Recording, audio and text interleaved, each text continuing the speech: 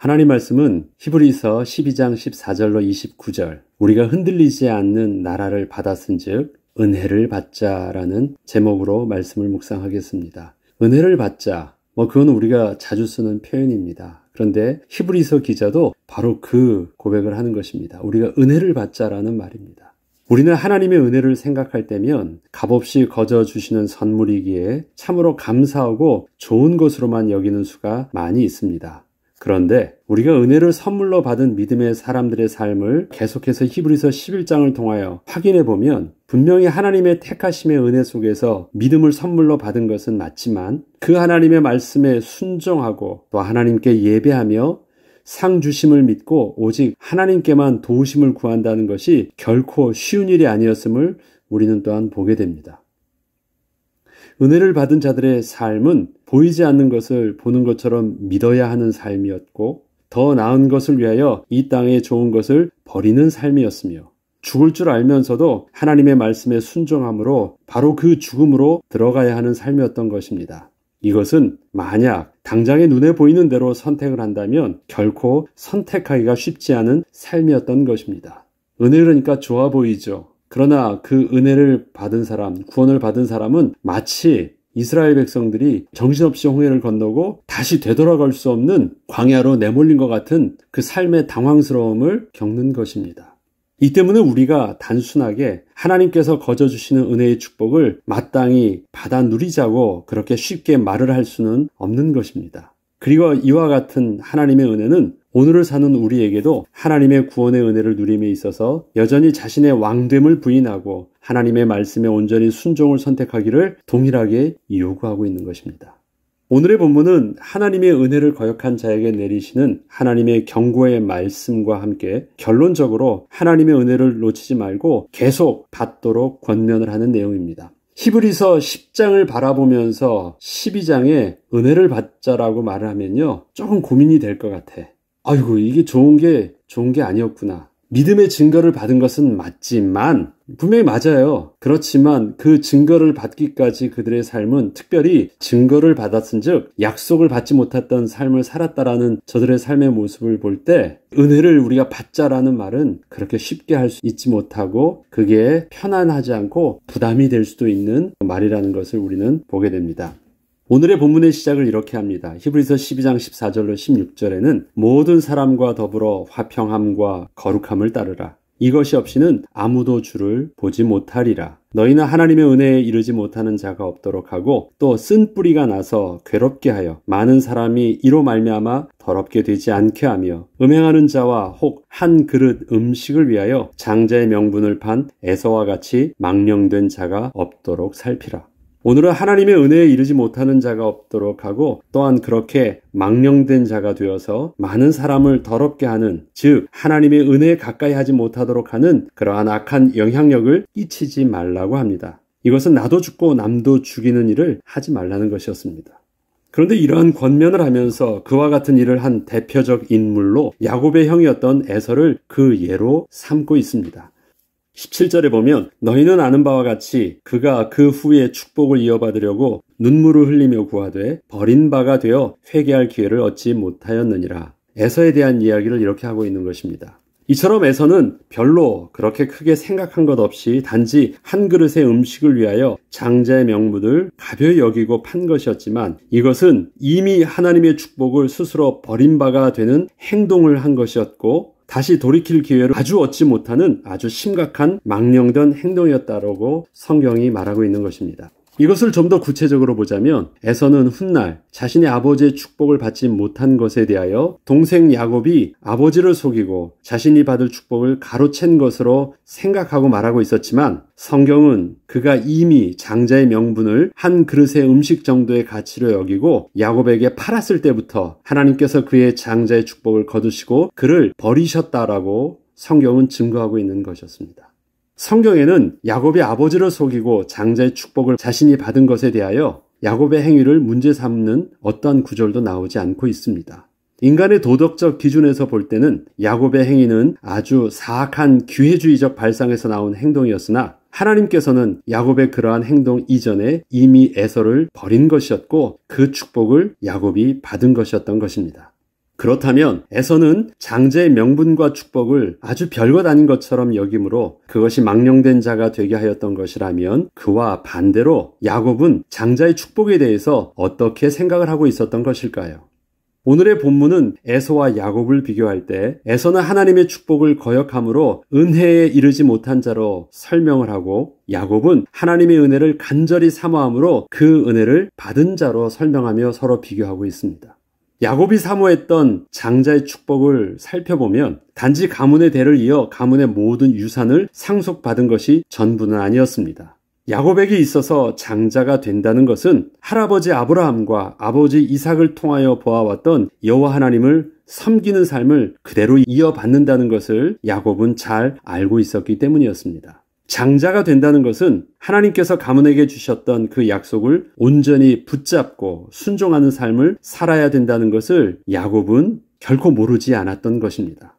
할아버지 아브라함이 받았던 축복들을 가만히 살펴보면 처음에는 척박한 가나안 광야의 환경으로 인해서 비가 내리지 않자 도저히 살 수 없음을 느끼고 또 애굽으로 내려가는 선택을 아브라함이 하기도 했었습니다. 한 번이 아니었습니다. 이는 아버지 이삭도 마찬가지였습니다. 그러나 하나님께서는 이렇게 가나안 땅을 떠났던 아브라함과 이삭을 강권적으로 돌이켜 마침내 가나안 땅으로 다시 오게 하셨고 결국 그 땅을 떠나지 못하도록 하셨던 것이었습니다. 하나님께서는 비록 그 가나안 땅이 이방인들이 살고 있던 다른 땅들과 비교했을 때 현실적 조건이 아주 불리한 땅이었지만 그 땅에서 샘의 근원이 터지는 축복과 흉년으로 모두가 농사에 실패를 하고 있었을 때에도 100배의 수확을 거두는 축복을 누리게 하여 주심으로 하나님의 약속의 땅이 어떠한 곳인지를 저들에게 알려주었던 것이었습니다.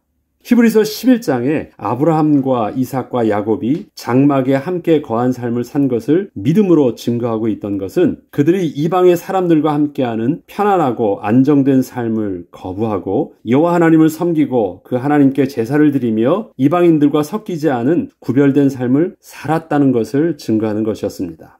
이처럼 야곱이 스스로 장자가 되기를 원했다는 것은 자신은 하나님께서 약속하셨던 가나안 땅을 떠나지 않고 그대로 살겠다는 것이었습니다. 이는 오직 하나님의 말씀에 순종하는 삶을 살겠다는 것이었고 여호와 하나님의 이름을 부르며 하나님께 제사 드리는 삶을 살겠다는 것이었으며 그리고 이방 사람들과 구별된 거룩하고 성결된 삶을 살고자 한 것이었습니다. 이는 결코 쉬운 일이 아니었습니다. 상식적 선택은 절대 그렇게 하지 않기 때문입니다.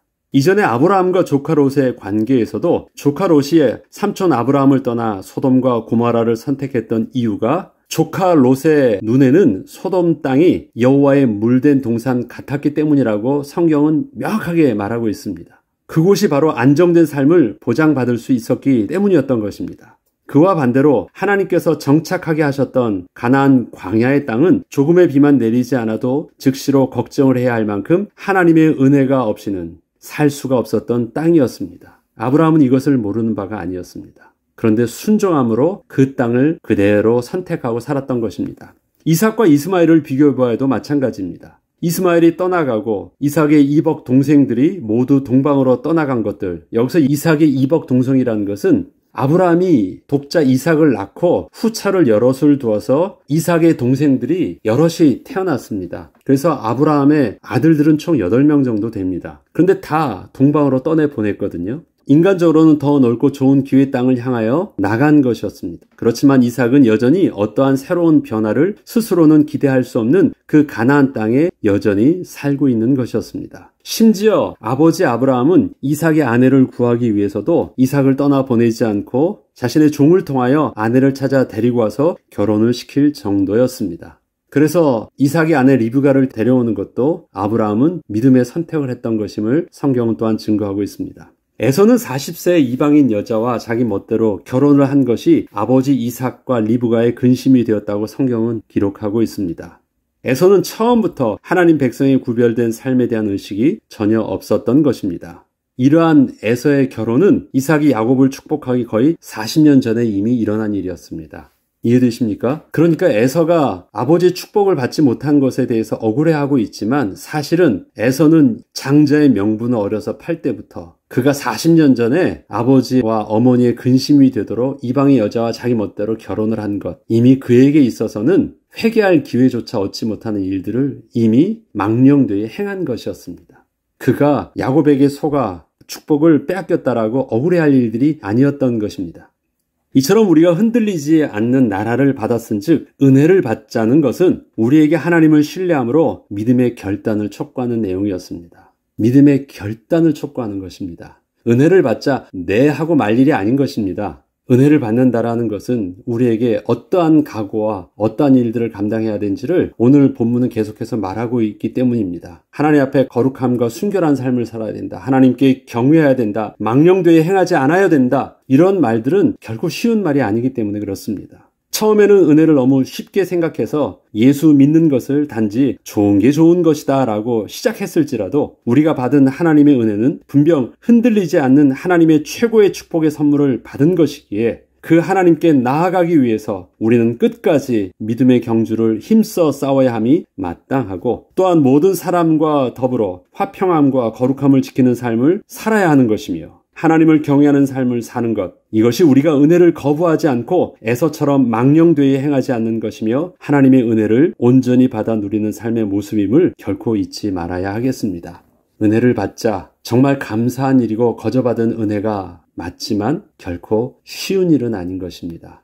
이것을 너무 쉽게 생각하면 우리가 환난과 고통이 다가올 때 혹시 당황하고 쉽게 포기할 수 있습니다. 그러나 그렇지 않습니다. 은혜는 복이 많지만 우리에게 고난도 주어줄 수 있는 것임을 우리는 이제는 온전히 이해하고 주의 은혜를 붙잡고 또 구름같이 허다한 믿음의 사람들의 증거를 다시 붙잡고 또한 우리는 저들의 믿음을 확증할 수 있는 예수 그리스도를 실질적으로 약속하신 것을 받은 자이기 때문에 마땅히 또 우리에게 주어진 삶의 현실을 믿음으로 감당하며 하나님의 은혜의 축복 속으로 또 나아가기를 오늘도 우리가 멈추지 않아야 할 것입니다. 기도하겠습니다. 하나님께서 주신 은혜는 너무 귀한 것이고 감사한 것이고 그 어떤 것과도 비교할 수 없는 것이었지만 그 은혜의 삶을 아무 생각 없이 그저 누릴 수 있는 것은 아니었습니다. 우리에게는 믿음의 결단이 필요한 일이었고 하나님 약속의 말씀에 온전히 순종함이 필요한 것이었고 또 고난을 통하여서 주어지는 연단의 삶 속에서 우리가 능히 감당해야 되는 삶이었음을 또한 우리가 믿음의 사람들을 통해서 배우게 되었고 확인하게 되었습니다. 비록 우리의 삶이 광야 같은 현실 속에서 힘든 삶이 진행되는 것처럼 보여도 그 삶을 통하여 능히 연단을 받게 하셔서 우리를 거룩하고 순결한 하나님의 백성으로 회복시켜 주시는 하나님의 은혜의 손길임을 우리가 의심치 않게 하시고 또 주의 성령의 인도하심을 따라 능히 감당하게 하셔서 마침내 주의 영광 속에 주의 영화로움 속에 또 우리가 또 임하는 은혜를 우리가 누리게 하여 주옵소서. 오늘도 은혜 받는 삶을 포기치 않는 축복의 날 되게 하여 주옵소서. 감사드리며 우리 주 예수 그리스도 이름으로 기도합니다.